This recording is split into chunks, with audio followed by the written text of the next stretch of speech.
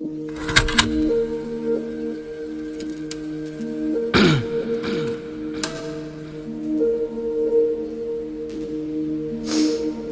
Hop Bank.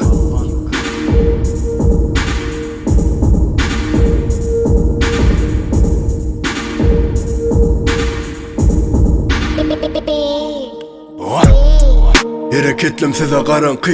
Bum bum kulaklarım çapak çalar bas vakti. Olar gelip gidiyor kulaklara az vatli.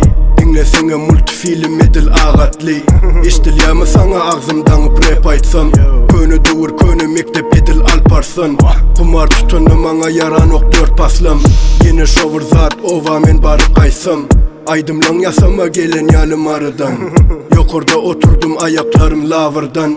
Sözlerimi düşün sözlerimden anırdan. Bolgusuz gurluya yanırdan. Ağzım çeynep dur şonu dömen açık yan. Jointum öllem de seyretme alcarayan. Mala doylar yali önümde alcarayan. Yönü netice yok senne şonu da almışayan. Mana mic ver kalan zat mesele del. Menden fit forama üstümde cedeliken. Bısın oto menem ütköşü keselli del. Menem berde özün fitimde ösönürken. What's a frank underground Weezy.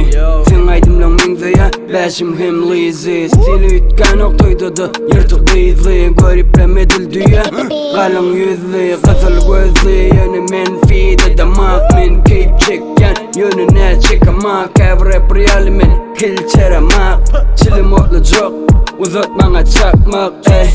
Ey eştiyen mi akmak. Bar bilyanın emme abed için yatmak. Kerinim gıyvatçı ile adakmak. Yekece silahım blazer brat whatsapp. Yine Weezy rapperları Ankara'dan.